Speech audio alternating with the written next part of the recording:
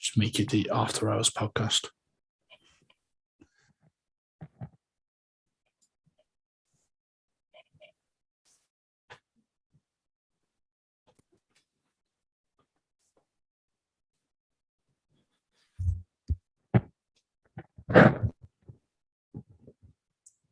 Right.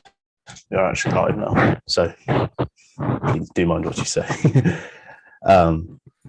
Yeah, so feel free to chat amongst yourself while I just sort of share everything and put everything on the socials. It's going to take a little time. Oh, I'm going to say, quality, exceptional. But I fear the circuit and the whole weekend is going to go the way of Monaco. Mm-hmm.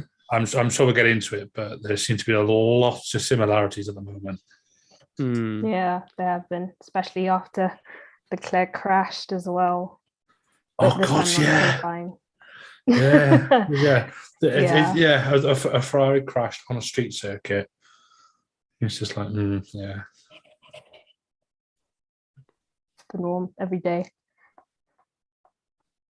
Also, I did quite like the fact that this wasn't just they go out, do one lap, come back in, go out, do another lap.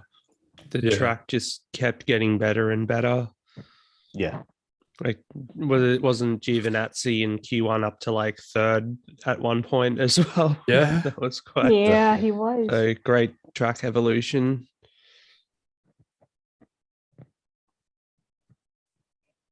It rubbered in so quickly. Yeah. So fast. Times are darting so fast. I know. When they started dropping in Q1, I was just like, this is insane. When Yuki Tsunoda was setting in purple first sector, so oh my God. Yeah. That's when you know something's going on. But bloody hell, the way Max just kept finding time around there was, it's like video game. Yeah. Right. I'm as you know, I'm a Max fan.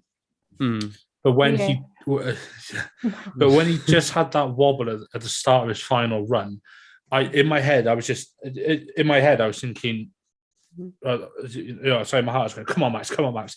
In my head I was going, oh God, he's just going to slightly clip.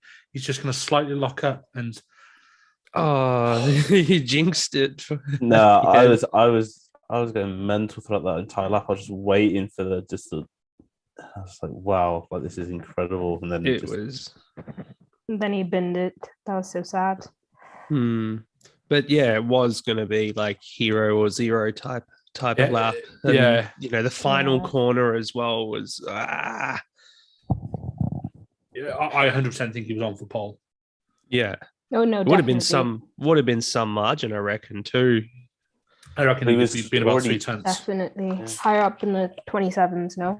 Yeah, exactly. No, for me, I was like, when I was watching that lap, I was like, this is reminiscent of Lewis's Singapore lap. I'm like, this is just, this is just like another level. Yeah. Like putting everything on the line. And to be honest, no one can fault Max for crashing because he was pushing so hard. Yeah, he really was. Yeah, he just sent it, and unfortunately sent it a fraction too hard. But see what happens tomorrow. Points are awarded on Sunday. Yeah, and unless it's sprint. We're not worried about gearbox penalty either. No, I think Croffy got a bit overexcited because the angle in which he slammed into the wall, it should be fine. Yeah, no. I think he mentioned it was a wishbone. But I don't think there's anything that's going to happen to gearbox. No.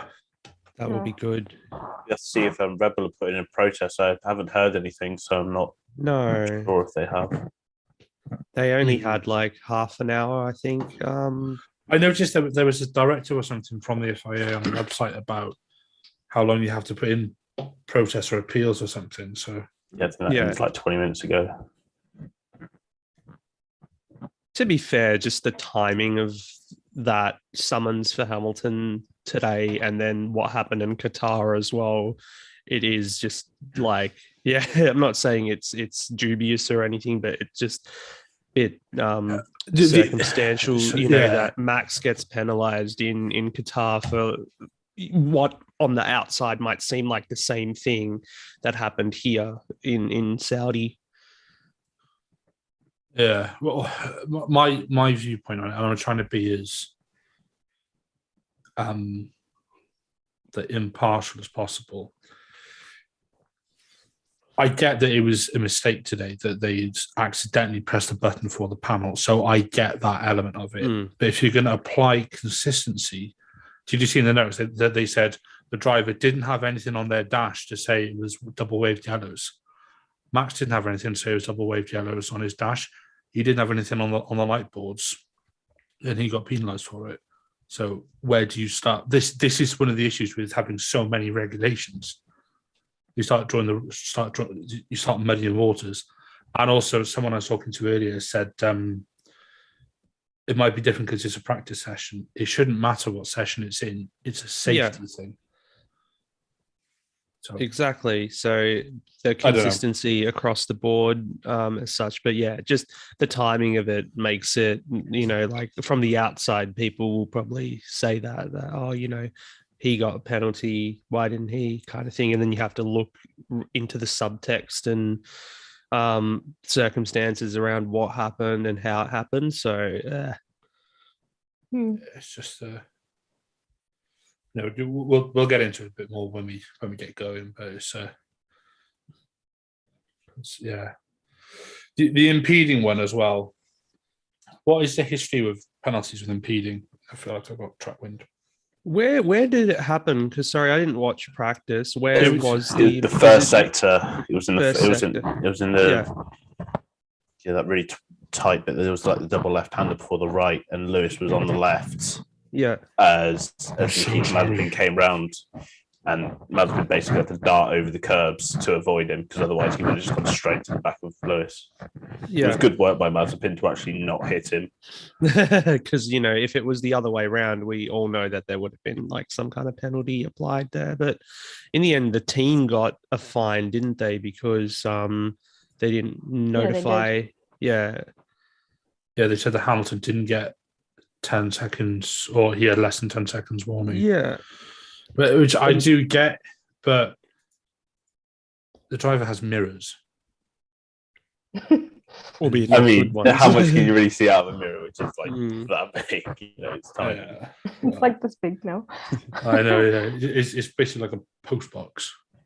Yeah, but just like he said, what is the penalty? Like, what should the FIA rule in such a situation? But I feel like when it comes to impeding, it's always so different. There's always such a different outcome. So again, the FIA is so very it's not consistent in any way. You never know what's going to happen with it's really weird. I don't know.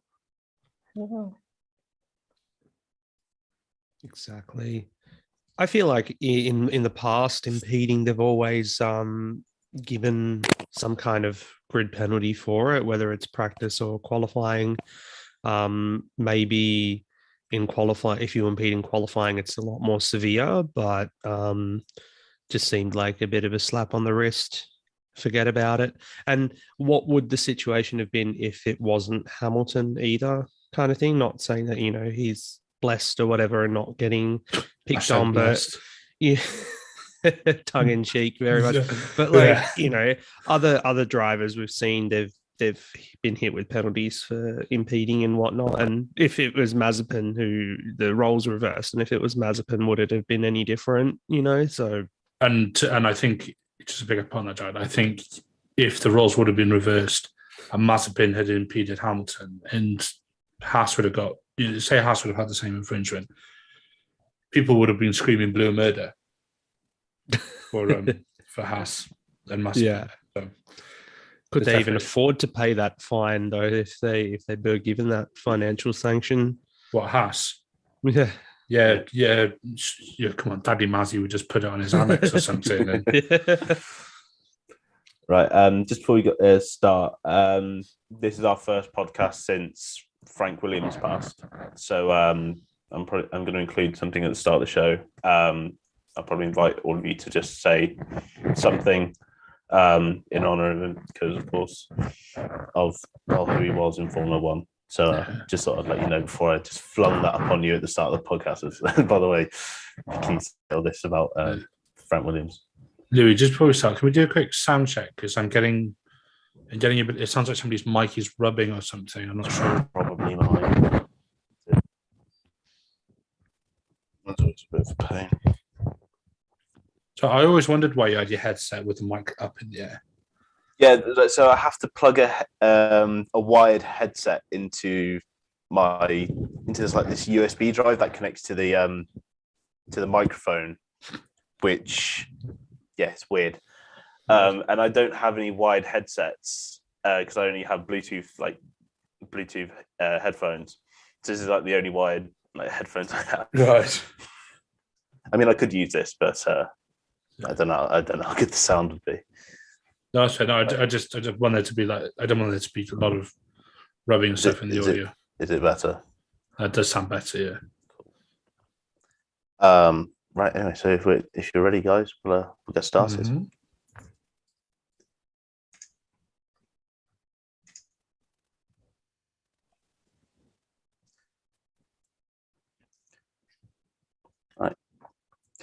Well then, a final corner crash for Max Verstappen cost him pole position and maybe even the championship. Welcome back to the Grid Talk podcast. My name is Louis Edwards and I'll be your host as we look at qualifying for the Saudi Arabian Grand Prix. Joining me today is Tom Downey from the Everything F1 podcast. Hello. Jawad Yaqub from Hit the Apex Media. How's it going? Hello. And for a debut on the podcast, F1 writer Olivia Kairu. Hello, thanks for having me. So before we get into qualifying, this is the podcast's first show since the unfortunate passing of Sir Fran Williams, of course, beloved team owner of the Williams Formula One team. He was in charge of it through all their glory years and even through their down period. And unfortunately, he passed away earlier this week. So Tom, he is a legend. Otherwise, he wasn't in past tense. He still is an absolute legend of Formula One. Yeah. So, I mean, where do you begin with Fran Williams? I talked about this on our podcast on Tuesday, and the name Williams is synonymous with Formula One. When I was a kid in the 90s and coming into the early 2000s, I'm not giving away my age. I always heard of three teams. I always heard of Ferrari because it was when Schumacher was beginning to get into his dominance and then started winning the titles. You heard of McLaren because of the name being British, all the rest of it, and then you always heard of Williams. So the first thing I remember of Williams is I remember being a very, very, very young boy and hearing about Jacques Villeneuve winning in 97. That's my first memory of Williams. And then growing up, I remember it was about 2002, I think. I had or might be a bit later, I had a PlayStation and I had this Williams steering wheel, F1 steering wheel. And I remember it was like a replica of one that you got in a Formula One car, and it had the BMW logo in the middle. And I always picked a Williams car when I went in there because I had a steering wheel that said Williams because Williams was the name that I knew. And F1 mourns the loss of Fran Williams, but we should also celebrate everything that he has achieved for the sports. The company, the team that he built with his bare hands, quite literally. There's a story of him going out to a phone box and making a call to, I can't remember what he did, but to sell something because the electricity had been cut off to the building because he was scrimping so much. And we know how much Formula One costs these days to even get into it, let alone setting up a team. And when you see what he developed, what he built, if you look at some of the cars, some of the drivers, some of the staff that have come through Williams over the years, the likes of Sir Patrick Head, synonymous with Williams. He gave Sebastian Vettel his debut, Juan Pablo Montoya And then that's before we even get into all the championships and all the top tier drivers that drove for Williams. And then I think it's a bit poignant that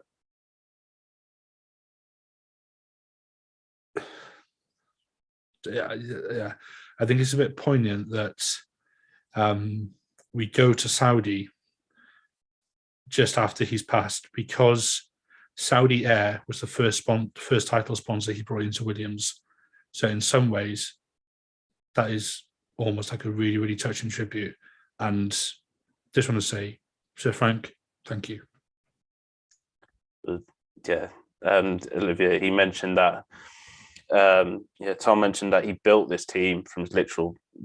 He is like, it's an old school, Formula One team, started from nothing and it's gained so much success, and it was so much down to him. And as Tom also mentioned, the incredible drivers that have come through Williams is just incredible, isn't it? It is, and you also have to think about how much of a trailblazer Williams has been, because right now they have Jamie Chadwick as their test driver for Williams, which is quite cool because that could mean that she could have an F1 drive soon as well. Also, Clare Williams being team principal for such a long time, it's quite it's amazing to see women in Formula One taking such a stance, and for Williams to have been such a big part of that, it's such a testament to Sir Frank Williams. So it's sad to see him go, but also you have to remember to celebrate all he's done for F1. So it's wonderful. Yeah, and Jawad, all the teams this weekend they have Frank Williams and his logo on their cars, and it just goes to show just how much he was respected throughout the entire F1 paddock. That every team is coming out and showing that Frank Williams really did mean a lot to this sport. He did, and the legacy that he has left behind is quite an important one as well. And I summed him up the other day too, as a trailblazer for the sport, and obviously what he's left there, like Olivia was saying too, Jamie Chadwick being in that position as well, and Clare Williams, what she did when she was in charge as well of the team through that really difficult time for the team as well. You think about all the success they've had, they've also had quite a lot of hardship as well, but it's been so good to see that they've been able to stay in the sport for as long as they have, and in the kind of entity as an independent as well. And that was very important to Sir Frank and obviously Patrick Head as well at the time.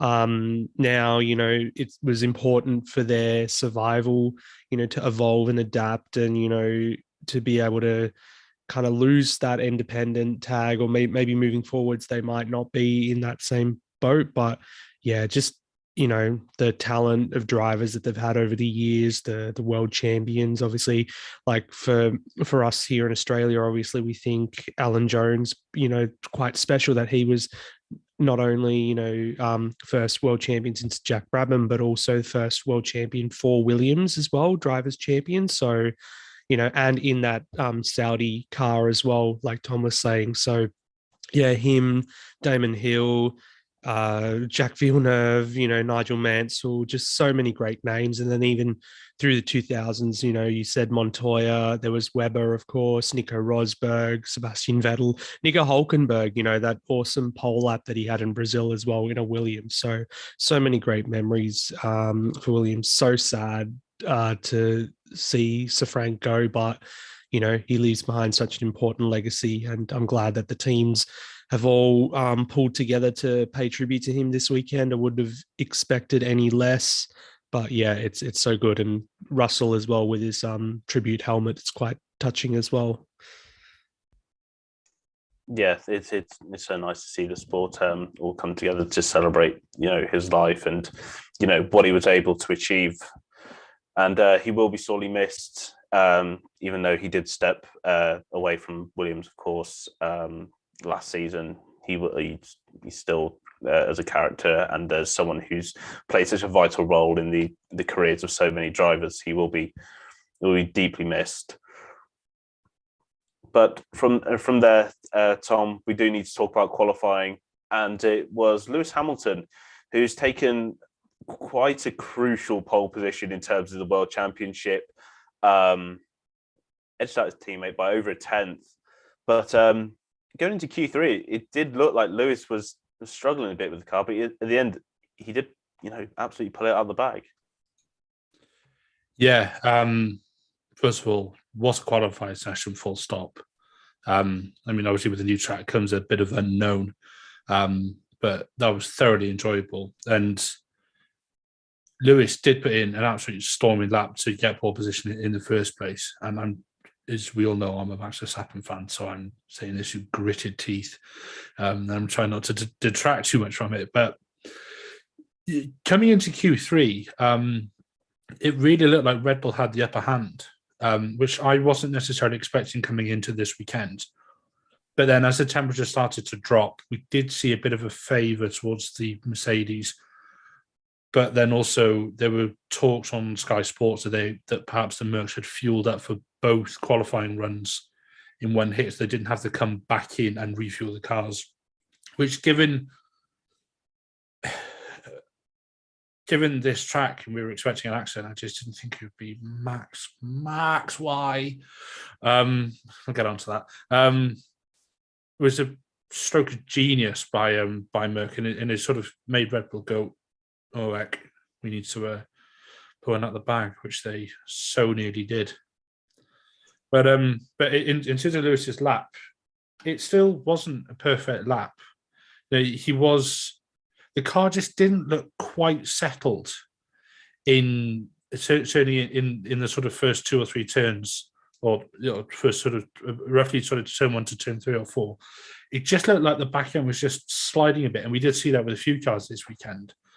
And also, crucially, he did more laps in Q2 on that medium tyre. So that medium tyre is going to be about 5 laps old as opposed to 2 laps old on the Red Bull. And I know that only sounds like 3 laps, but that it's these fine margins which this 2021 season has balanced on. It could make all the difference. Yeah, it could do. And not only will he be starting on the sort of older, if you can say older tyres, because they technically are, he'll also be starting on the side of the grid, Olivia, that hasn't actually been too great so far. From the F2 races we've seen so far, that inside line that Bottas will have for tomorrow does seem to be a bit better, because you can have the inside line for turn 1 and then squeeze the other driver onto the curb for turn 2. So could Bottas really come into play tomorrow, especially if Bottas gets a good start? He really could, because that means that Max is right behind Lewis on the side of the track that seems to be problematic. So it's kind of it's up in the air, really, because we don't know what could happen with both title fighters, because now Max could have a tow from Lewis, but how could that be if the side of the track he's on is kind of rough and tough? But yeah, no, Bottas could. But I feel like with Bottas, it's really hard to know how his starts could go, because he has really weird reaction time, or he goes into, I don't know if it's anti-stall or he looks like he's going backwards when, like, I don't know with Bottas. It's very odd with him, but yeah, it could be an interesting start. Yeah, Bottas lining up second, which of course is good for Mercedes, who can technically clinch the Constructors' World title this weekend, but they have to outscore Red Bull by 40 points, which, unless both Red Bulls don't finish, is highly unlikely. But but they will be glad, Jawad, that they are ahead of third place Max Verstappen, who could have taken pole, probably should have taken pole, but one lockup, one, bit hard press on the throttle, and that was it. That was the end of his qualifying. Just like that. And 27 corners as well, the longest or like the most corners that they have at any track this year. So to bin it right at the end was just one of those heart in your mouth moments. Like, I don't know how Tom was saying how he felt before we went on air. And yeah, it's just like, even as a neutral, you could probably say it's easy to feel the same way, but he was so good throughout the entire qualifying anyway. Just purple sector after purple sector, and it just looked like he kept finding time on parts of the track that you didn't think that you could go any faster. Like, obviously first time here, and we don't know what the absolute limits are until now, we've found. But like even you were saying, it's so dizzying just watching the onboards, because it's like left, right, left, right, left, right, and just so fast. But yeah, I think hopefully they don't get they don't have to change the gearbox. It did look pretty light, the damage, starting from third, and it's such a short run to turn one, very much like Singapore. And we know we've seen first corner carnage at Singapore at the front as well. So if we can avoid anything like that, that's going to be crucial. But yeah, it's going to be one of those races where we're not going to see overtaking much, and it might come down to what happens in the pit stops very much. So I don't think it's all lost for Max starting from third, but yeah, given the pace that we saw from him during qualifying, it was a real shame that he won't be on pole position.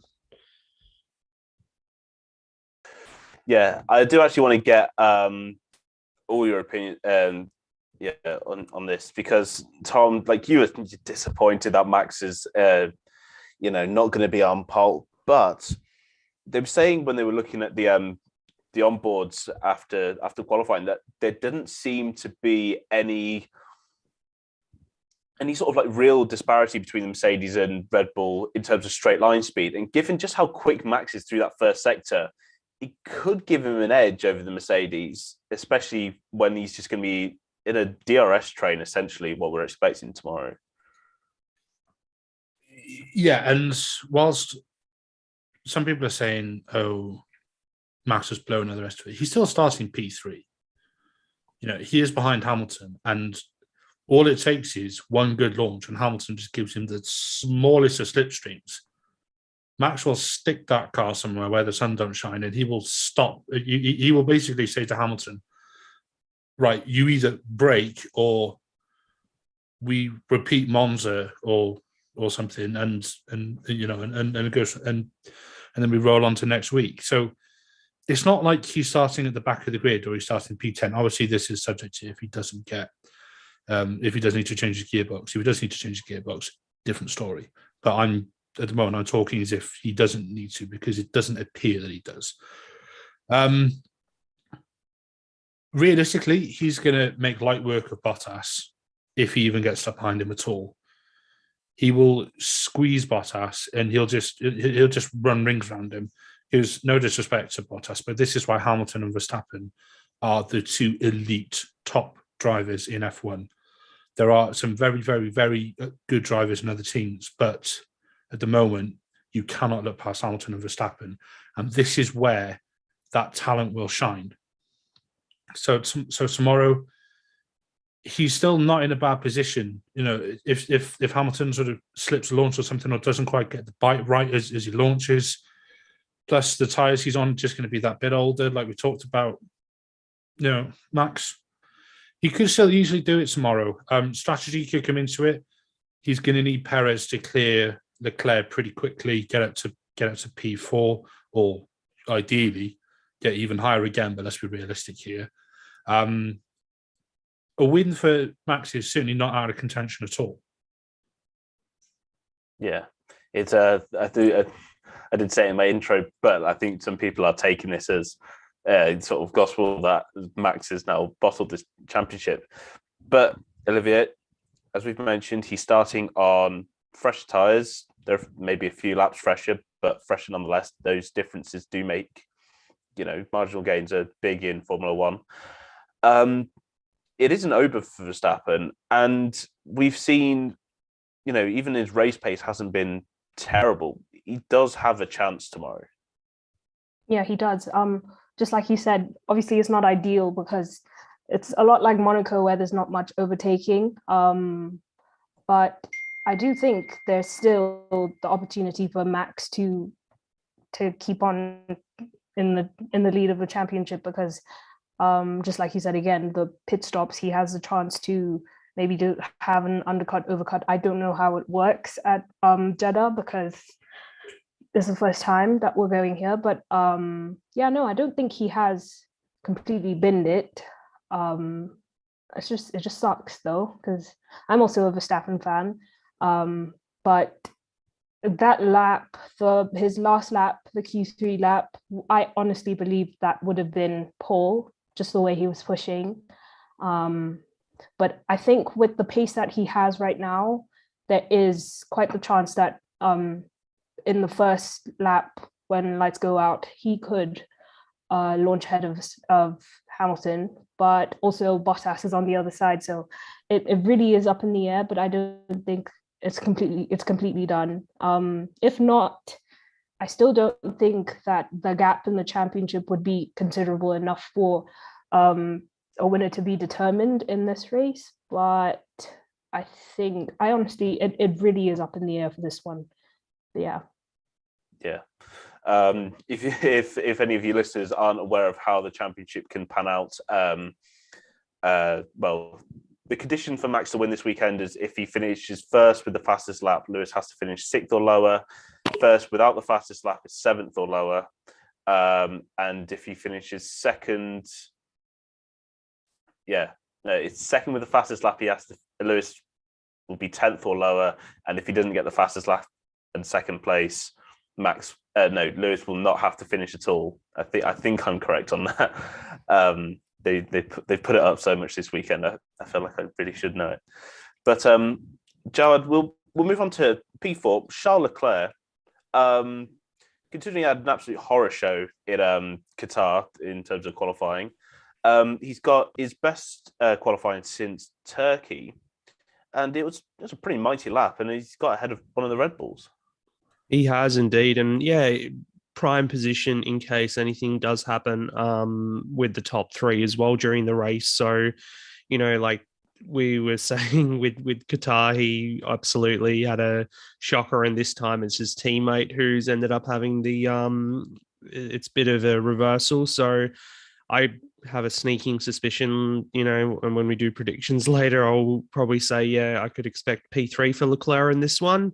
But splitting the Red Bulls as well, quite crucial, and just gives him that buffer. We know, or I'm kind of consigned to the fact that it's a bit lost for McLaren this year now, finishing third in the constructors. So, for Leclerc to solidify that position to Ferrari will be important in this race.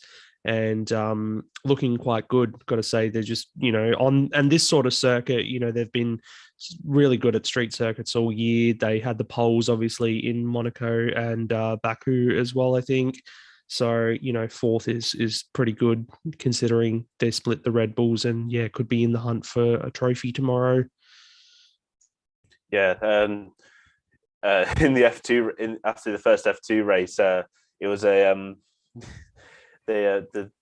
whoever was controlling the flag behind the podium predicted a Max win, Lewis second, and a Leclerc third. Even though I don't know why he put the wrong flags up for the F2 after it was Liam Lawson and I think it was the other Kiwi. Is it Marcus Armstrong? No, he's Australian. I can't remember. Piastri, isn't it? Piastri's the Aussie. Is Piastri the Aussie? I think so. Yeah. Sorry, Jawad. Anyway, it was a New Zealand 1-2, and then an Estonian driver got third, and they put up the Dutch, the British, and the Monegasque flag. So you might be right, Jawad, from the end of doing a little rehearsal, hopefully. Yeah. So fifth place, Tom, was Sergio Perez, and he looked pretty off it for a lot of this weekend, but he seemed to bounce back in qualifying, but still not enough. P5, not where he needs to be. He really needs to be fourth alongside Max, or even higher, near Bottas. that he's got to make sure he clears Leclerc as soon as possible tomorrow. Yeah, it was a better Saturday for Perez because he didn't have the best of weekends in Qatar, should we say? Or certainly not the best of qualifyings. So it's nice to see him up there. You could argue should be P4 with the pace of that Red Bull, but Leclerc is an exceptional driver, and he wasn't too far off in his defence. But in terms of him getting up there, you're absolutely right. He needs to get that Ferrari dealt with as soon as possible. You'd like to think he would, because Perez has proven how good an overtaker he is this year when he has had to come from some bad grid spots. And you would think that he'll sort of clear that Ferrari relatively quickly, whether it's on the first lap, whether it takes sort of, say, I don't know, 10 laps with the DRS train or something. He will get him out of the way, and he's going to need to be up there to basically provide rear gun cover to Max. And we say it time and time again with Perez. He's so good with the tyres, with eking out 2 stops into a 1 stop. If Red Bull can get him up there and, as harsh as it is, sacrifice his race, or perhaps sacrifice his chance at a win, to force Mercedes into an alternative strategy on a track which is an unknown, that could play into their advantage, because that's one flexibility Red Bull have with Perez, arguably over Mercedes with Bottas, is that Bottas isn't really like the tyre whisperer, whereas Perez certainly has an element of Dr. Zeus about him when it comes to getting the tyres to do what he wants. So it should be good for Perez tomorrow, I would say. He can't go into the race expecting a win, because he must know, and I'd imagine Red Bull would have told him to say, look, hun, if you're winning, we're going to get you out the way for Max, which, if I was Perez, I would, I know I'd be there to do that. But yeah, hopefully good for him tomorrow. I just hope he don't go backwards. Yeah, just on the topic of Red Bull, it's been confirmed that they are not going to appeal any of the decisions or protest any of the decisions made by the FIA towards Lewis Hamilton with his ignoring double wave yellows and impeding of Nikita Mazepin. So that's one thing with Lewis is not going to have to worry about tomorrow. But we now move on to Pierre Gasly, who won't be getting a penalty for his impeding of Carlos Sainz, Olivia. He's just getting a bit of a telling off, really. But still, P6, 2 1,000ths of a second off Sergio Perez in the main Red Bull car. Gasly is just on fire, and he just shows it week after week. He really does. I think that's like his position, P6 for the whole year. But I mean, it's a good thing that he's up there, but you kind of feel bad for him because he doesn't have a Red Bull seat. I mean, Sergio Perez is doing a good job, but then you also have to kind of ask yourself, does Gasly also deserve it as well? But Albon's coming back for Williams, which is also interesting. But Pierre Gasly has been actually doing a really good job this whole season. But as for the FIA ruling, again, I don't know. You never know how to feel about what the FIA says nowadays, because it's really... It's not consistent. One time it's you get a slap on the wrist, the other time you're in jail for the weekend. You don't know anymore. But I think it's also a good thing, though, because it kind of leaves it up to racing and not that people are chasing to get back to the front when they've been put back or set back by a grid penalty. So I think that's a good thing going into tomorrow, that we'll have a race, an actual race focused on racing. So yeah, good for him. Yeah, these FIA decisions. I think Lewis and Max are in kind of the category of their own when it comes to FIA rulings at the moment, because I don't think they want to impede this championship fight. Impede it as little as possible. Jawad, P7, Lando Norris. McLaren have looked well, especially Lando. He's looked very quick. He couldn't get the medium tyres to work in Q2, had to switch over to the softs. He's the only person in the top 10, I believe, who will be starting on the softs tomorrow. So even though this McLaren does have good pace and he's not in the worst starting position, he is kind of going to have to be sort of fighting with one arm tied behind his back tomorrow, considering those softs are likely to give up fairly early on. Yeah, and I think the only saving grace with the soft tire will be he could get a better start and possibly up a position or two, depending on how the other two ahead go.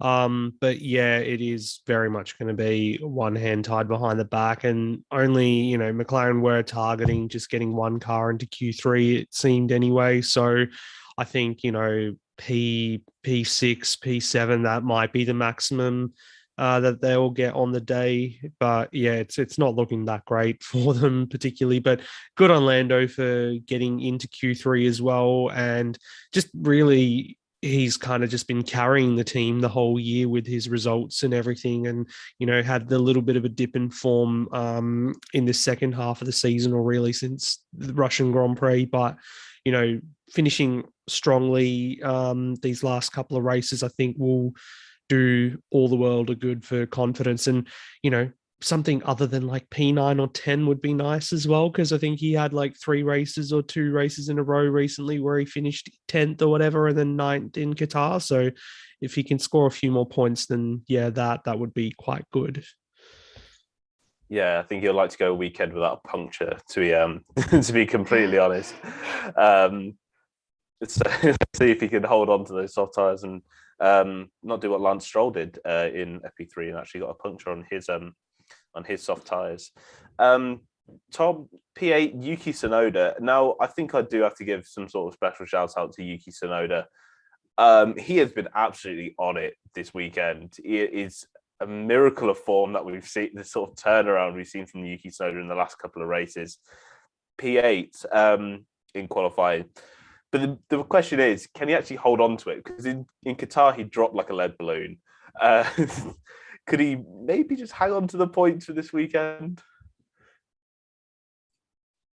I really want to see him hold on to the points, because I have been very critical of Tsunoda. But I do think he is beginning to come into his element. I think he could hold on to the points this weekend. I think the track will certainly help him. Sorry, I'm watching the F2 on the other screen, and Piastri is going at it with the Ruvler. He's yeah, God, it's tense. But in terms of Tsunoda, he could do. He could. Oh God, Piastri's just taking the lead.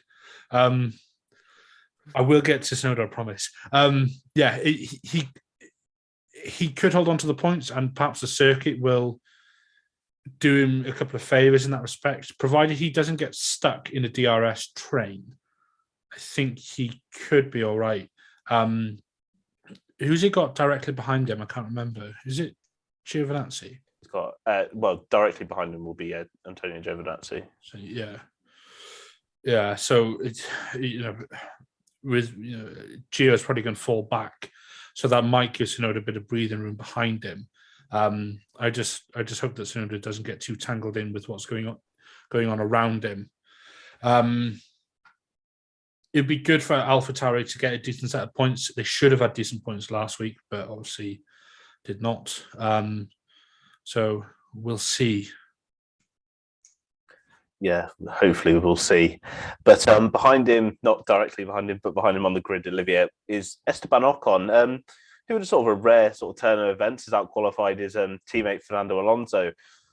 And he's looked pretty handy. The Alpine, it's been a weird sort of mix in the midfield. There's been such a, one team's on top and then another team's on top. And maybe he could drag his Alpine to decent points, but it's still P9. It's not a terrible result considering the season that Ocon's had this year.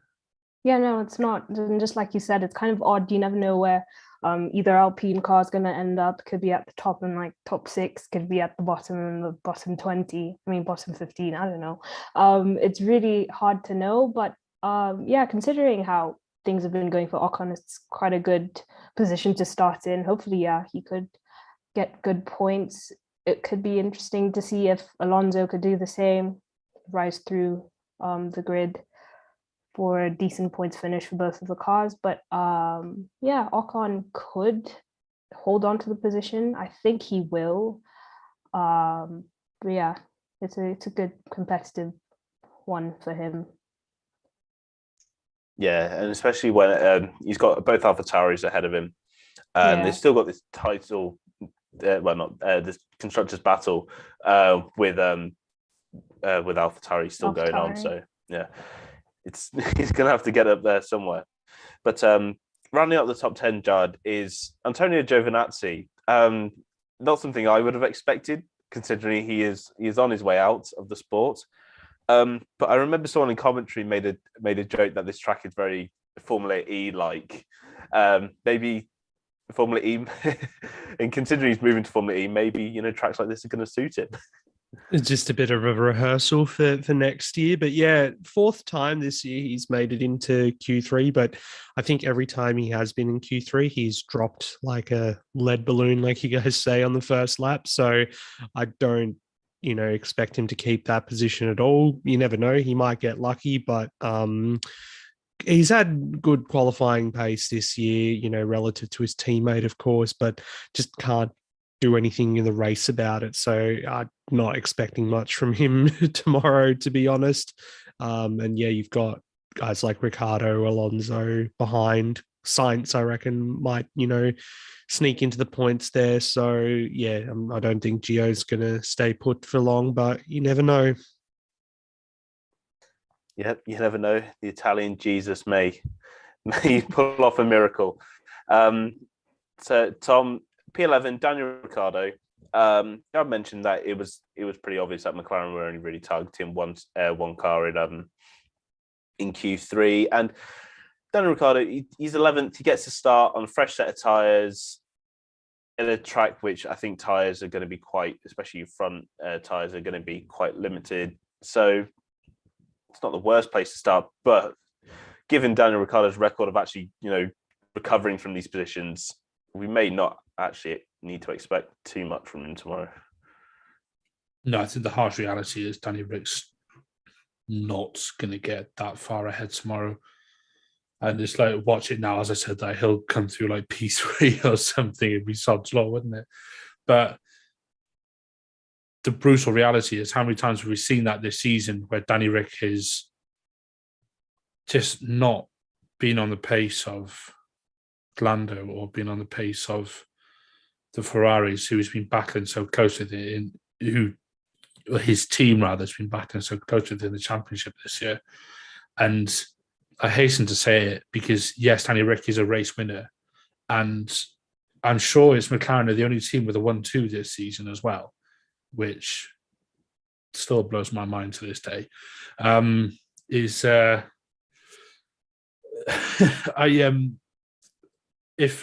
Danny Rick would have got into Q3 a few more times, he'd have been in better positions to start a race, especially if you look at like the likes of Monaco or something, where overtaking is notoriously difficult. McLaren would have been in a much, much better position in the constructors. And if he'd have been better this season, that could have been a difference between 3rd and 4th for them in the constructors. As for tomorrow, I think he's got to hope for maybe a bit of shenanigans in front of him that he can take advantage of. Hopefully he won't get caught in a DRS train or get caught in like a lap 1 melee or something. But I fear it's going to be a fairly quiet race in terms of we don't hear much from him on the commentary other than he's pitted. Yeah, it tends to be that. And starting next to him, Olivia, Kimi Räikkönen, P12, had a little bit of a, I don't know the way to put it, but Bottas, in his attempt to try and get out of the way, he actually hit Kimi as he came out one of the many corners in the Saudi Arabia track. But still, P12 is really good, and this is his second to last race in Formula One. He's not gonna he's looking like he's not gonna go out without a fight. Oh, is this for me? Sorry, my connection kind of was wonky. Is this about Raikkonen? Yeah. Yeah, no. I don't know what to say because I guess he's kind of very nonchalant about things. So, but he does put his elbows out when he's racing. So I guess he could end up in the points as well, could displace his teammate. But I don't know. It's really hard to know with him because it could go either way as well. The pace of the car is kind of inconsistent, but I think he's one of those drivers that outperforms a car. So he could get up in the points, but I doubt it would be an interesting track for him racing on. I guess it's fast and everything, but not much overtaking for him to do. So I feel like he'll be stuck in 12th, maybe up one, but yeah, not much for him to do. Yeah, he's a man of few words, and I imagine he has very few words to say about this track as well. But you're starting ahead, Jawad, of Fernando Alonso, P13, which, given the fact that he's generally out-qualified Ocon this season, to be 4 places lower than Ocon means that maybe Fernando just isn't feeling this track or just isn't feeling the car on this track, and it maybe isn't quite respective of actually where his pace may be. Yeah, probably a bit of column A, bit of column B. For me, I think the most entertaining part of qualifying with Fernando was his reaction to Max's lap. I don't know if you've seen the images of him being interviewed and him watching it on the screen. And then, yeah, just the way he and Ricciardo reacted to the crash as well was quite entertaining. So, but yeah, no, I don't think, given the top 10 pace that we've seen from Ocon, Alonso's qualifying position is respective of that. So, you know, I'm sure he can hustle a few positions during the race, and they can have they've been really good with their, tire life as well. So I'm sure they can kind of wrestle something out of the bag for race day. And, like what Tom was saying about Ricciardo not moving anywhere, it's probably true because he gets caught in too many DRS trains and doesn't really make much headway. So I feel like, yeah, your Alonsos and your Sainzes are probably going to come through a bit better than the other guys. Yeah, Fernando is nothing but a sort of a hustler on lap one. I'm sure he'll be able to find his way through. P14, George Russell, Tom, Mr. Saturday, gets through to Q2. It's pretty much a cliche now. We're going to kind of miss this when he moves to Mercedes, when he's in Q3 pretty much every weekend. But P14, it's not the worst place to start, but realistically, he's not really going to go anywhere, is he? No, I mean, you pretty much said it. It's what we almost expect from George Russell now, which is also a testament to how well Williams have improved over the last sort of 2 seasons, because they've been on a downward trajectory since 2017, I'd say, with a couple of sort of false positives in there. Yeah, I don't think we're going to see much from him tomorrow. I'm not expecting to see much from him because what can he really do from where he is, unless he gets the mother of all launches and has some luck go his way in terms of accident, safety cars, all the rest of it. We're unlikely to see him sort of up to the top, and I would probably anticipate Vettel going around him as well. But also, who saw Ocon winning at Hungary? So, never say never. I'm just being realistic.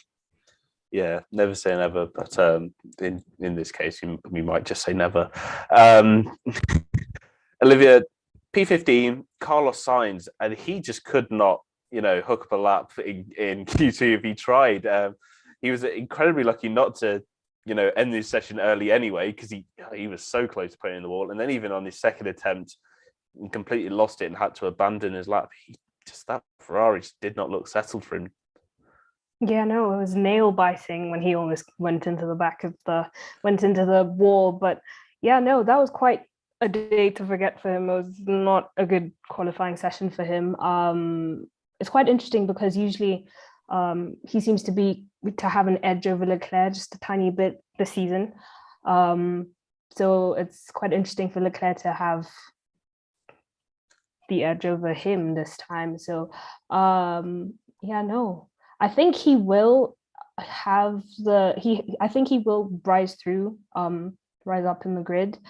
But it was quite surprising for us to see that from him, because he seems to be such a diligent driver and one not for mistakes. So maybe that's what it's going to be like tomorrow for lots of drivers, because I guess it's so narrow and so close to the wall, and one mistake and you're in the wall. So maybe we'll see more of that. So we don't know. I don't know.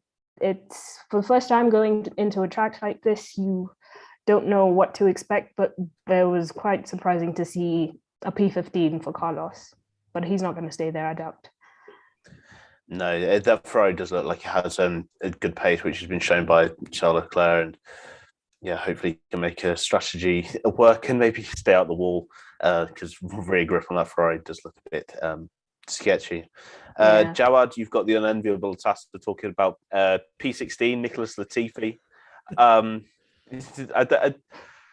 Just like the hustle, it's like we've got to a certain point of the season now where it's really difficult to know what to say about Latifi. You know, he's just going to the end of the season for, you know, hopefully like a better 2022, really, isn't he? Well, like one thing you can take away from this qualifying, he out-qualified both the Aston Martins. So that's something, you know, like Tom said as well about George, there's not really much he can do in the race. And, you know, it's more just the entire Williams team. I think, you know, we're just looking forward to seeing what they can do in 2022 with the new lineup, and hopefully, you know, further up the grid as well, you know, more into that midfield fight. And that's where we're really going to see Latifi either, you know, prove to everyone that, yeah, he does deserve a spot there at Williams for a couple more years, or that he doesn't, kind of thing, if Albon shows him up. So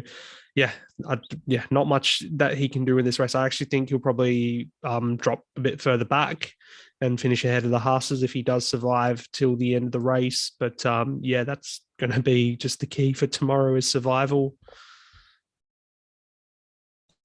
Yeah, it could possibly be a race of attrition, and I think I'll ask for your safety car predictions later on in the podcast. Tom, yeah, the two Aston Martins, 17th and 18th. I mean, Vettel just didn't seem to have the pace, and I will say, in defense of Stroll, he came across an absolute deadlock of traffic when he went to start his lap, and I think he completely screwed up his sort of his preparation going into it. But still, 17th and 18th for Aston Martin. I know they've been inconsistent. I know they've not been great, but they've not been that bad. No, I think both Aston's going out in Q1 is it's not a true reflection on how that car is. Yeah, okay, they're not reaching the heights of when they were racing under the moniker of Racing Point last year, but they are not Q1 exit level cars. Now, they have sat on the podium twice, and yes, I am counting Hungary in that. You know, they have had some decent results. You know, Stroll got P6 last week or the week before in Qatar. So take from that what you will.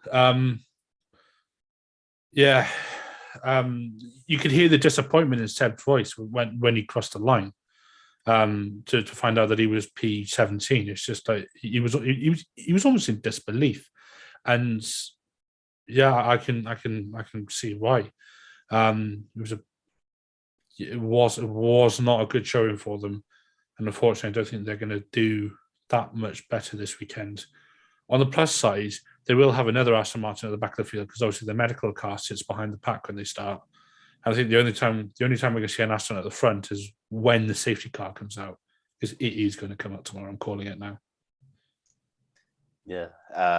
Well, given the sort of F2, I think we should expect a safety car tomorrow. And Olivia, we always save the best for last. Haas, P19, P20. Fair play to Mick. He was only a 10th off Lance Stroll, but Mazepin a further second behind. You know, anytime we talk about Haas, there's not really much we can say. But as you are new onto the podcast, maybe you can put some fresh perspective on just how miserable Haas's results have been.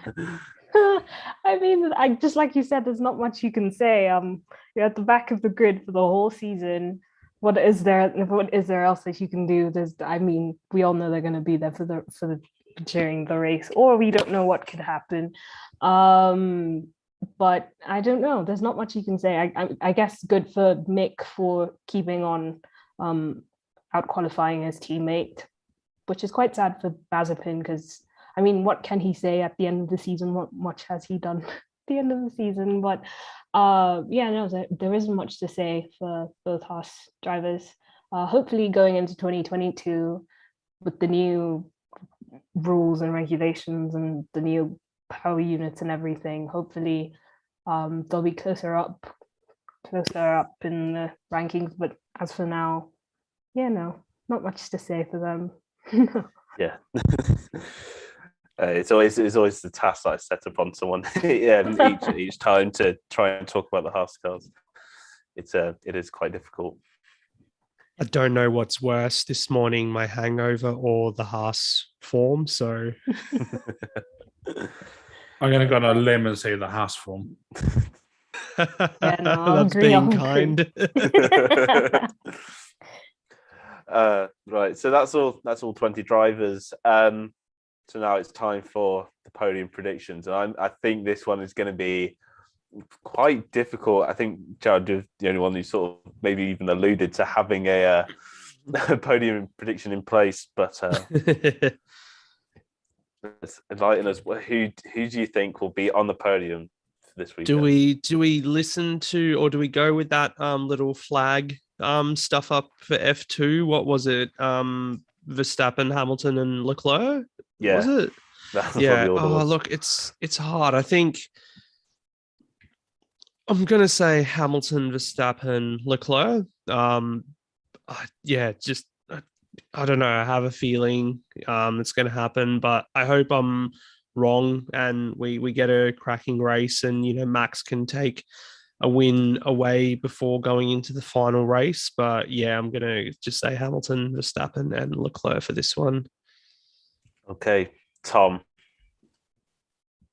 I think Hamilton and Verstappen are going to crash. I think Verstappen's not going to leave anything out there.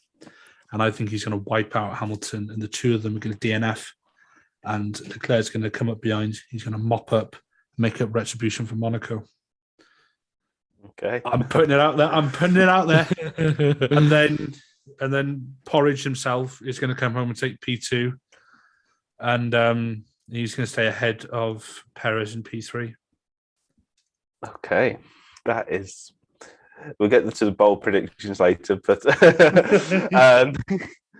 Olivia, I think I'm going to agree with Jawad on Hamilton, Verstappen, Leclerc, and knock on wood for Tom's prediction,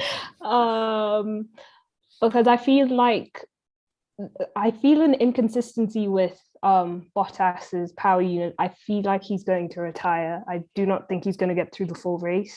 If he does, good for him, but I don't know. I think it worked for qualifying, but there was kind of a scare when we thought that he was going onto the weighing bridge, but he heard weird noises. But I don't think it will withstand the whole race. But yeah, no. I hope there's no crash. I mean, it would be good for entertainment, but for racing, I hope there's no crash. But I do think it could be Hamilton, Verstappen, Leclerc podium. I mean, we really do have the possibility of 3 wide into turn 1. If you think about it, Bottas is on the inside, on the favoured sort of side of the grid to start. Hamilton's on older medium tyres. And then you got Max behind, who's always a bit rapid off the start on fresh and medium tyres. We could have absolute carnage. I'm just remembering, was it 2018 or 17 Singapore where we had that, implosion from Seb Vettel, and like, he took out his teammate, and Max somehow was involved as well. Like, that's what I'm picturing could happen here. But that was it was wet as well on the grid. So, that made all the difference. But yeah, that's all I think of when I hear Tom's prediction. Yeah, well, we'll see tomorrow. My personal prediction, I'm gonna put it out there. I'm gonna go Max Verstappen to win, Lewis Hamilton second, and I'm gonna go pretty boring, but Valtteri Bottas third. Their handbot. Well, we traditions. So now move on to the bold prediction. Jawad, got a bold prediction for this race? I'd probably be bold in saying, what if we get no safety cars at all, and it just ends up being such a clean procession? But maybe I'll actually, because I was actually going to ask each of you how many safety cars do you reckon we're actually going to have in this race. But yeah, 0 safety cars I think could actually be quite a bold prediction. Yeah, no, because it's where's it happened before? I forgot. I'm sure there's a straight race we've had in the last couple of years where the build up was all like, oh, it's going to be chaos and this and that, and it just ends up being, just procession and trains everywhere, nothing much going on. So that's quite bold, I think. We've had a few Monacos like that. Yeah. So I'm sure that'll be my prediction then. No safety cars. Okay. Tom? I mean, I've kind of already done mine, haven't I? Yeah. I mean, I don't want it to happen, but it could happen, couldn't it? Just see the two of them steaming into turn one, and I might be about to go full Welsh, but I make no apologies for it. But you might be about to see Verstappen come steaming up the outside and goes Hampton, all right, Becca, and then just have the two of them just absolutely KO each other and go, yep, see you then, I'll be back, and then just off they go. And see him in the final week. Oh, I don't know. I got to stick with what I said, haven't I? That. I'm going to say there's going to be an accident between the two of them, and Toto's going to be writing emails, and Horner's going to be on the blower, and yeah. Yeah, for some reason this is making me like super hyped because all I'm thinking is like they're definitely going to crash now. Yeah. Olivia, do you have a bold prediction? I like Tom's, although I really don't want it to happen because I want Mercury racing. But I think because when Jos is around, I think Verstappen's always on edge. So I do see it happening. I honestly do, but I really hope it doesn't. But I would go ahead to say maybe a Red Bull 1-2. I don't know. I don't know if that could happen. I don't know. Bold. We'll see. This is the nature of bold predictions. I have a pretty safe one, which is usually a Latifi for the points. And given this, it could be a race of high attrition. I'm going to back it. I think it could happen. But yeah, quick fire. So Jawad, you've said no safety cars, but realistically, how many safety cars do you reckon we're going to have? Let's say 3. I think 3 is a good number because safety cars breed safety cars when we go for restarts and stuff. Yeah. Tom, how many safety cars? I'm going to say 1. I think if there's not one early on, I think most people are going to go into tyre saving mode. And unless we have blowouts at the end, cough, Baku, cough, I don't think there'll be more than 1. Okay. Olivia? I mean, I think now I have to kind of go for 2. So yeah, I think I'm going to go with 2. Could be, seems like a safe bet to go to. I don't know. Yeah, I think for me, I'm gonna go with Tom. I think it's going to be 1. I think if it comes, it's going to come probably early on, and it'll sort of like somewhere midway. And I think it will just be lack of grip. Someone puts it in the wall. It won't be I don't think it's going to be sort of like two drivers coming together. I think it's going to be something like signs, just someone rides the curb a bit too much and just flings them into the wall, or what like Clare did. Yeah. So yeah, that's podium, bold, and safety car predictions. It's the first on the Grid Talk podcast. But that is actually all from us today. If you're watching the show live on YouTube, you'll know that we live stream. But if you're listening to this later, we live stream all of our podcasts. So make sure to subscribe to the Grid Talk podcast YouTube channel and turn notifications on so you are notified every time that we go live. You can also, it allows you to watch the shows early, and you can also ask us questions in the comments. We're also available on Spotify, Apple Music, Amazon Music, Google Podcasts, Pocket Casts, Omni Studio, Verbal, as well as the F1 Chronicle website. Just search for the F1 Grid Talk podcast. We have a huge back catalogue of over 150 shows. So if you're stuck for something to listen to, maybe between now and the race, or even between this race and the next one in Abu Dhabi, we have loads of shows for you to listen to, not just sort of race reviews, but we also have documentary style ones about Ayrton Senna and the 1994 Benetton conspiracy, as well as interviews with Mario Isola from Pirelli. Also, if you give us a 5-star review on iTunes, we will also give you a shout out in our next show. We have a Patreon, so if you'd like to support the podcast and help towards better mics, lights, and recording equipment for our hosts, any support is greatly appreciated. So now it's time for the plugs, and just let us know where we can find you and where to find your work. So, Jawad, would you like to start? Yeah, so you can find Hit the Apex podcast on Twitter at Hit the Apex Media. Currently doing weekly shows because we've got race reviews every week, and this week coming will be quite special with the Bathurst 1000 on in a few hours' time as well. So I'll be all over that on next week's show, and of course with the Saudi Grand Prix as well. So yeah, give us a follow. Just me talking about stuff I like, really. So it's bit of good fun as well. So yeah, last couple of episodes for the year before a nice well-earned break, I think. Yeah.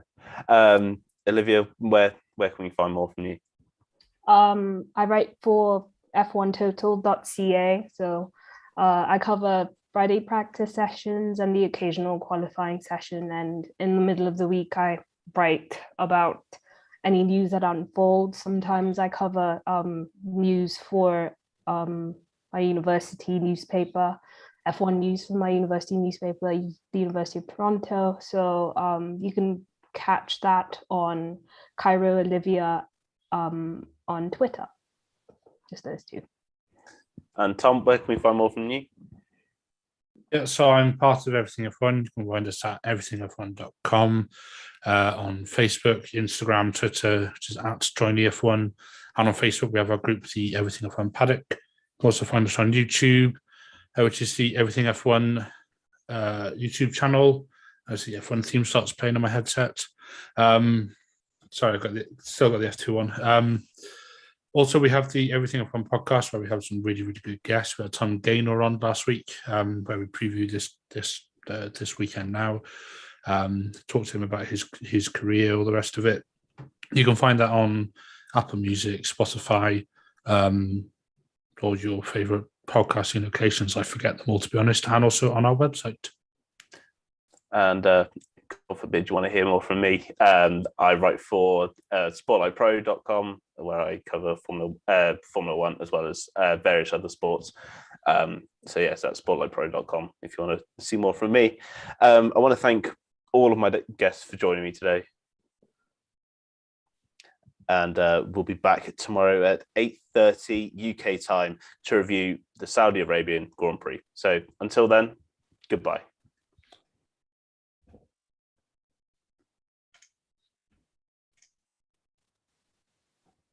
There we go. So let's go through some of the comments. We actually got quite a few comments on the show. So I've got one from Tom Horrocks, who says, hello to everyone who isn't Tom, and an extra special hello to everyone else.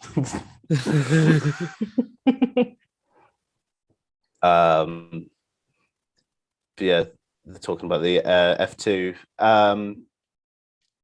And Jared Bradley was asking did anyone know how different the fuel loads were in the end between Max and Lewis? Honestly, I don't know. I don't know, but apparently Merck were running quite heavy fuel load for a qualifying session in the first run, so that explains the sort of apparent, well, it's not sandbagging, but the sort of uptake in speed.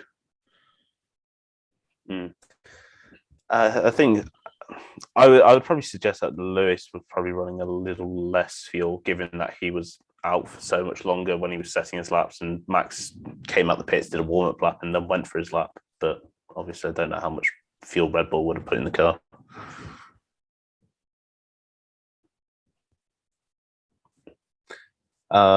Sorry, I'm reading the comments. Yeah. Trying to find Tom's comment.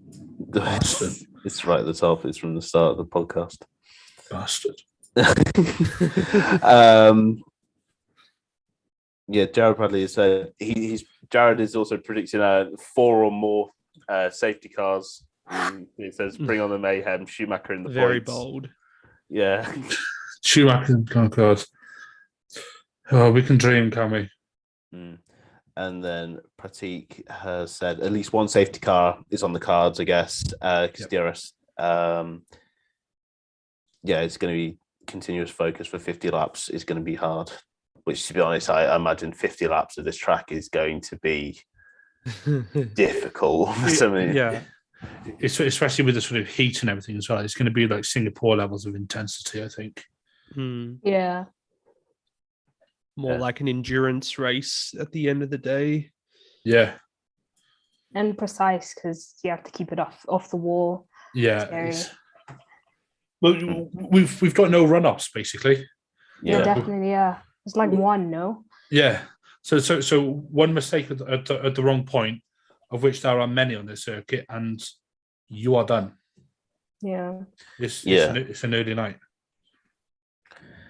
Like the thing is, like you're on. I think the on throttle percentage of the lap is like something like 74% of the lap. You're on full throttle. Mad. Like it's so fast. Like, I don't understand like how I would be. I tried it on the F1 game. It's difficult.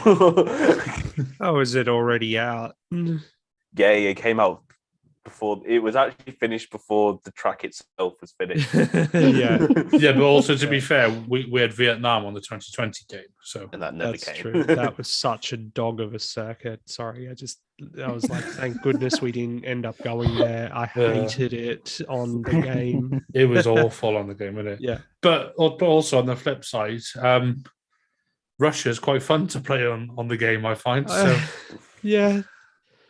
It's actually quite fun to drive. It's actually really fun. The drivers seem to like it a lot, though. Yeah.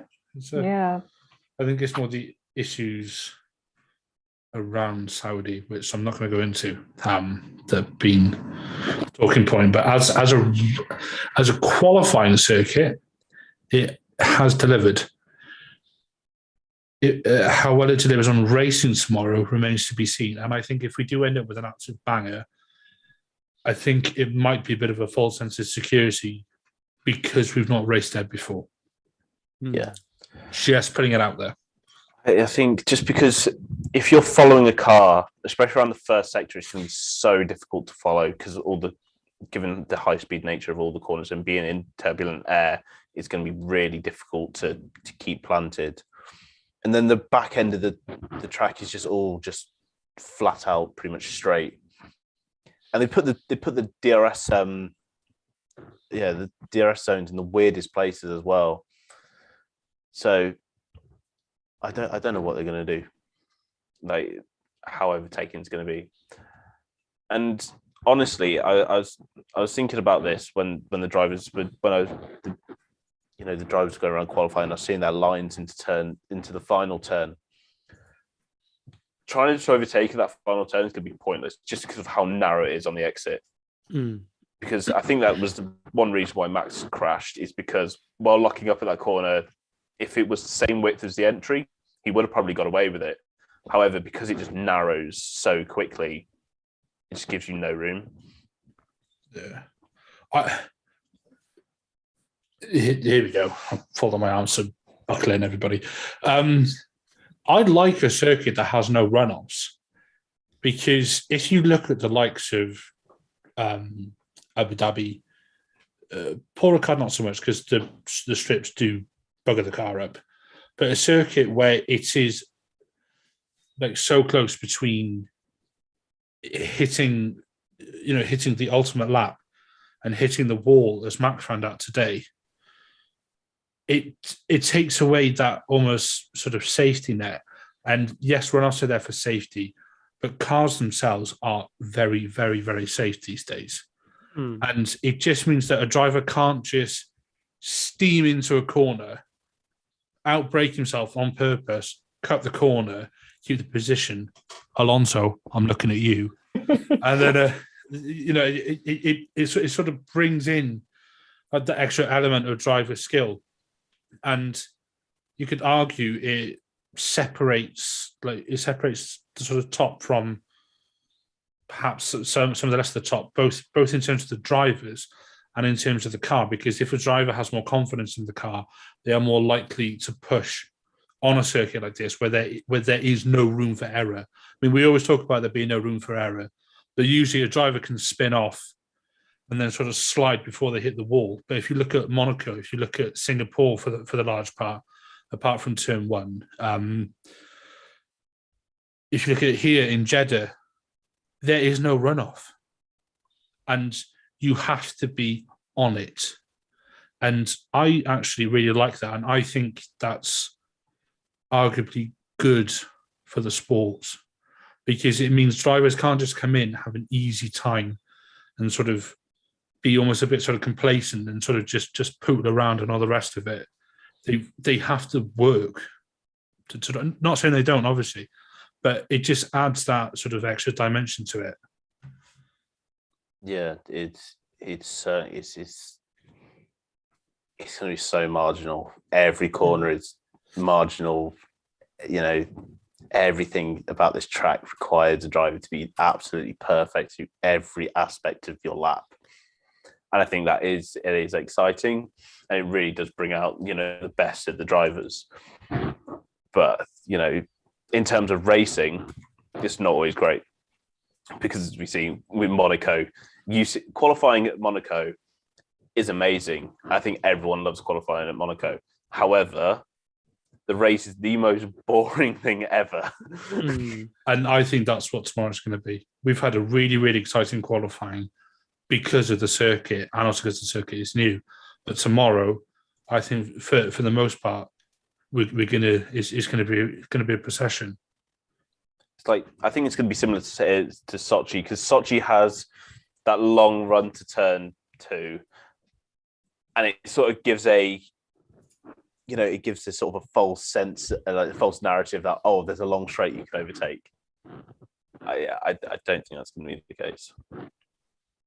Yeah, I don't know, because when racing, obviously there's like oversteer and things like that. So again, with no runoff areas, it could be quite interesting, and then that's when the safety cars will come out. But I don't know, just like Monaco as well, it's just going to be a long procession, just like we've all said. But I don't know, I kind of have hope in the spirit of 2021 that things will get shaken up a bit. We'll see. Yeah.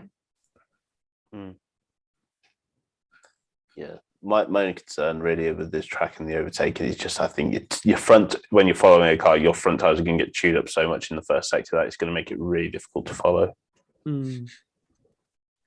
Maybe next year with the new cars, it'll be different. Then we won't have it'll be easy to follow and everything like they're hoping for. I mean, we're coming to this track for just one more year before the permanent track, or is it how many more years is it? Well, are they building a permanent track? Yeah. So we might only have the street circuit for 2 years, I heard.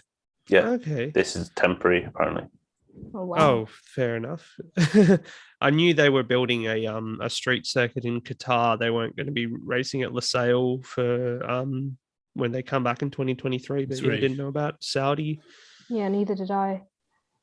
Yeah, no, I believe that this street track is it's sort of a temporary placeholder for whatever permanent track that they're going to build in the future.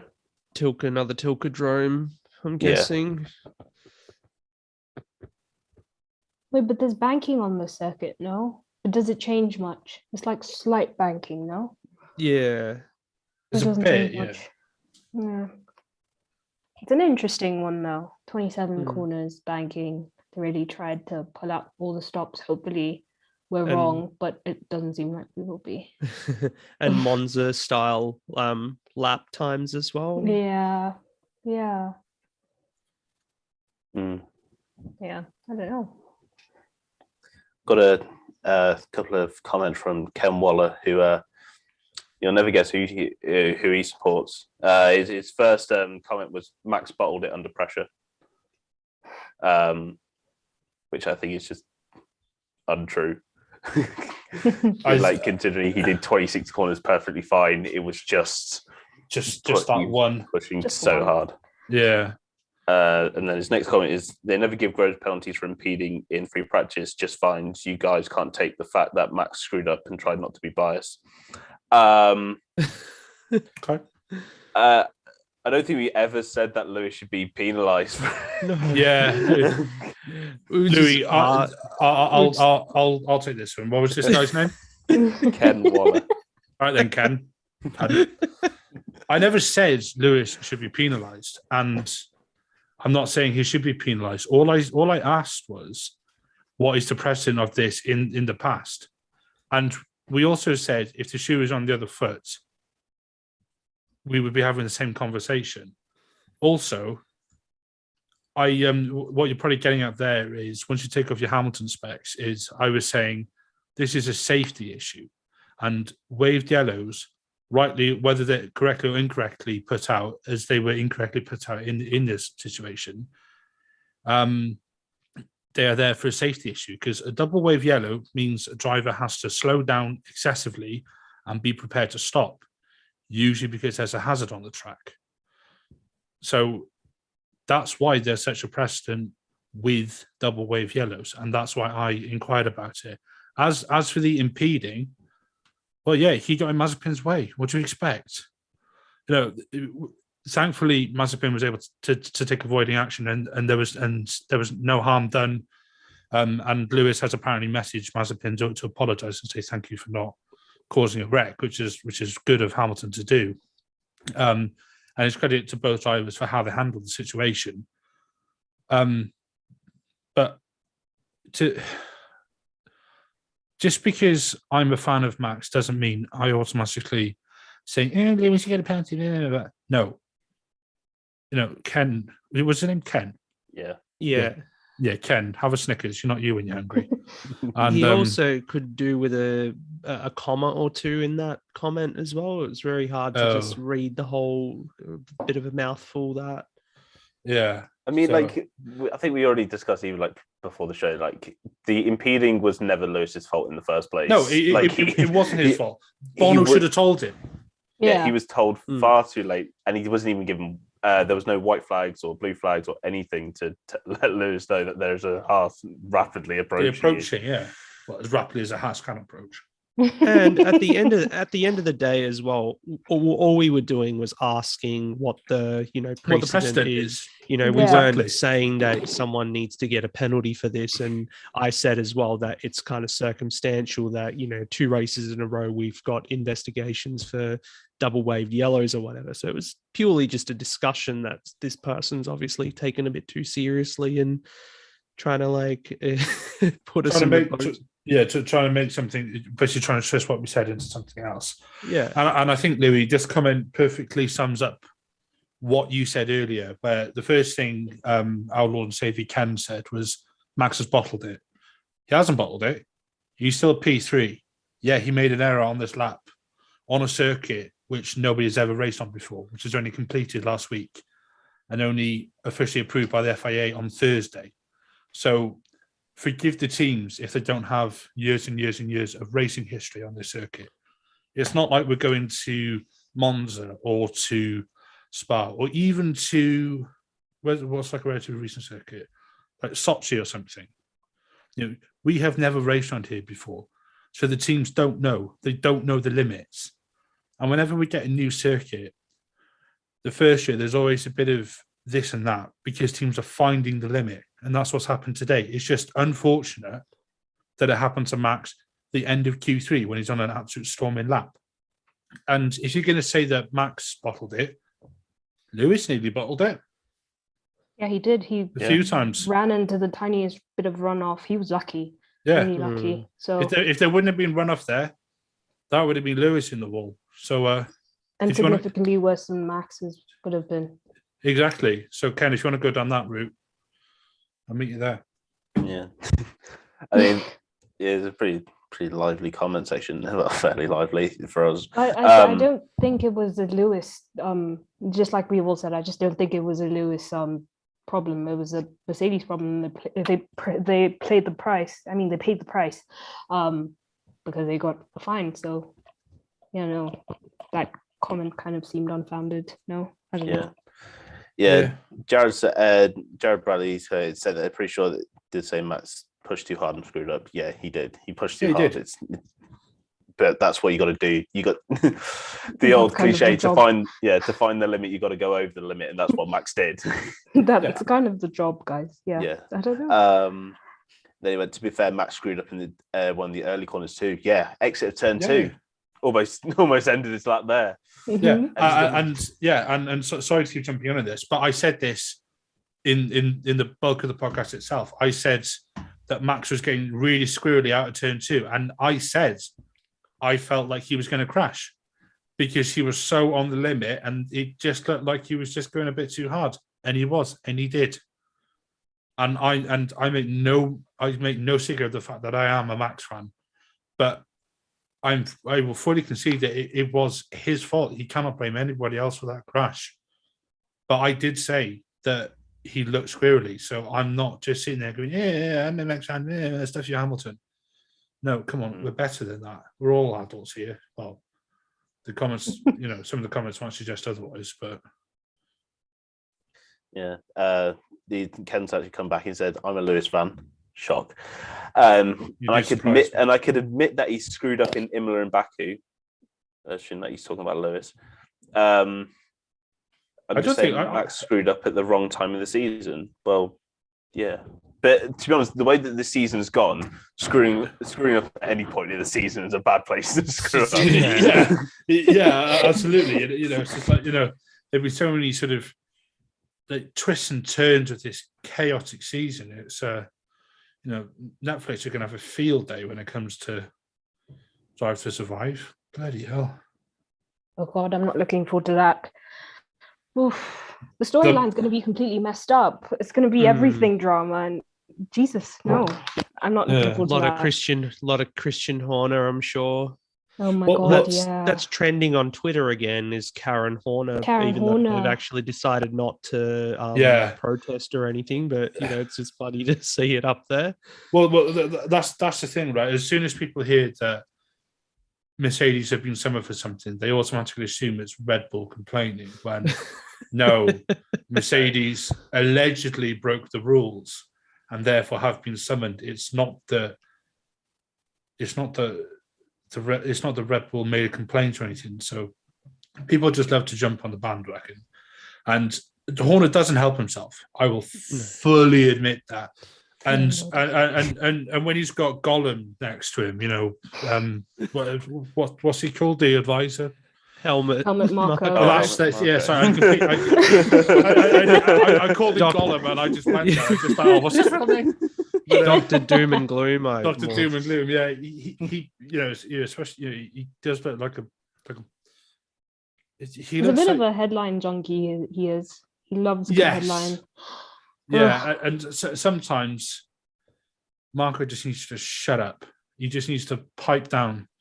It's like when he drags Tsunoda's name through the mud in Mexico. It's like, well, that was so uncalled for, and that's not helping anybody. Yeah. So, I don't know, man. And the thing is, it's always picked up by Lewis fans. These obscure type of F1 sites. It's never like big headlines. It's just like you will always find something that he said. It's always somewhere like Planet F1 just trying to make news out of something that's not there. Something odd. Yeah. But if you go to everythingf1.com, we don't do things like that. Shameless plug. Yeah. Here at the F1 Chronicle. F1. Here at the F1 Chronicle, we don't write stuff like that. Well, I don't know. I don't write for them. I just do the podcast. But no, it's Any other comments I need to pick a fight with, or? We've got Infinite TK. I think he was getting back at what you said, Tom. It's like, I think it was regards to you talking about Lewis having his moment. You went, "Lol, what does that mean? It's irrelevant. He saved the oversteer moment. One ended up in the wall on the final corner. The other saved and lived to set another lap. Relax, man." The punctuation is so just not there. Yeah, just about to say that was a hard read. Put a few commas in there, guys. Seriously. Yeah, and again, he's right, because Lewis is on pole and did put in a very, very good lap. But all I was saying was that people are saying that Lewis is squeaky clean this weekend. No, he wasn't. No. But he has initially come out on top. But like we say, points are awarded on a Sunday. DNF is also classified on a Sunday as well. But there's no saying that it won't happen in the race. I mean, if it's happened in qualifying, it could happen in the race. So I'm fully expecting someone to lose their rear at some point during this race. Definitely, so am I. So am I. It's too high stakes. I mean, you're going that fast. It's narrow walls. It's going to happen. Like we saw what happened to Leclerc in FP2. Like, it was so easy. He turned in. The rear didn't want to go where he wanted, and that was it. He was in the wall. Considering it happened to him in Monaco as well, like, it's looking kind of tricky for him now, because it could happen in the race. No, I don't know. Yeah. Ferrari, that Ferrari is just the Ferrari rear ended. That I would be surprised if both Ferrari drivers are going to be a little uneasy with the with the way that their car handles. But I think that's we're getting through all the comments here. Jared has come to back you up, Tom. He said, "Great point, Tom. This season's been great. Been a great battle between Lewis and Max. It's great that it's going down to the wire. I think we can all agree that I've loved this season. It's been absolutely sensational this season, and yes, we have had to adapt the rules or make changes to the technical regulations to clip Mercedes wings. That says a lot about just how good they are. But just to have two different teams with two different drivers going at it hammer and tong each weekend, both on and off the track, and for us to be in the penultimate race, and with there being the potential of us going into the final race level on points, what a season. I love it. Absolutely. It's taken this long in the hybrid era to get to this point, and then next year it all changes again, so that's even more exciting. 5 more years. Well, is it? Yeah. When does the next engine regulations? They come in 2025. 26, I think. Yeah, they delayed it to 26. They extended it for VW Group joining, and for Red Bull, because Red Bull's kind of a newbie to manufacturing engines, I think. No? Yeah. So, Mercedes dominance until then again. Can't wait. For all we know, we could have a Haas dominance. We don't know it. I honestly, I'll feel so bad for Haas if they've taken this entire season of no development, saving as much money as possible and putting it into next year if they just still are last. I think I don't think I could. The thing is, though, someone's got to be last. So Yeah. as hard as they all try, someone's still going to end up last. Everyone keeps on saying, sorry, everyone keeps on saying that they're putting in so much money into the car. And we have Lawrence Stroll with Aston Martin, Doralton Capital with Williams, and now Haas saying that they have all the money in the world to put in their cars. But like, what if all of them just like flop? That's so scary. Doing all that work to be at the bottom. Ooh. I'm looking forward to see who Rich Energy is sponsoring next year, because Williams' story keeps saying that he's got an agreement for 2022, and I can't wait to see who it is. Red Bull Energy Mercedes or something. I don't know. Well, it is essentially a can of Red Bull, just with a different label, different branding. Yeah. It's a can of Red Bull with a logo that he ripped off from someone else. Yeah, some cycling company, wasn't it? Yeah, company. it was White Bikes, I think it was. So what a guru. I did hear something back. What was it, 2018, when they were sponsoring Haas? That if you pay Red Bull enough money, they will give you like unbranded cans or whatever to do whatever you want. And like the can does say that the formula for Rich Energy was developed in Austria. So where's Red Bull from again? Oh yeah, Austria. Yeah, I know. Yeah, it's just like some of Williams' stories tweets throughout that year were amazing. Like first day of preseason testing, Haas were quicker than the Red Bull, and he was going #faster than Red Bull. I was like, oh god, man, it's first day of preseason testing. The energy around that. The energy around that guy, because I remember seeing him in the paddock at Albert Park, him and his entourage, it just seemed shady as hell. It was so dodgy. But I made it a mission to like grab a few cans of the stuff, because that was the only place I was going to find it. And it's like a prized possession now, like just an empty can, just to remember that happened, in that year that they were sponsoring an F1 team. Yeah, I'm yet to ever see a kind of Rich Energy anywhere. I bought some off Amazon last year. Why are you giving that man money?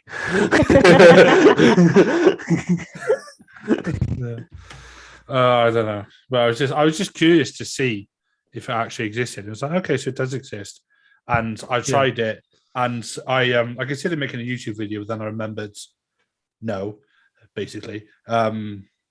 And I had a kind of Red Bull next to it, and I got my mum to pour one into each cup, make a note of which one is which, give them to me, and I did a blind taste test. Could not tell the difference. Could not tell the difference.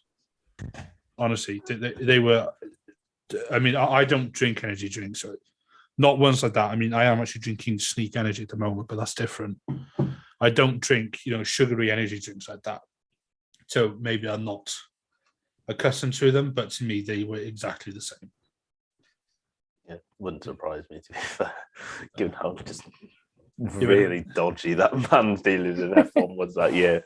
Yeah. And it's like when someone went through the company accounts, I found out there's like £1 in the bank account. It's just like, Yeah. Right. I think I'm going to end the live stream here. So, just before for those guys who have actually stuck around, we've had quite a decent concurrent audience for once. So, thanks for sticking around. Thanks for giving us your opinions and of immediately slamming them. Jared Bradley just said, "How about more exclamation marks as well at the end there?" So that'd be nice. But yeah, thank you for listening and watching, and we'll be back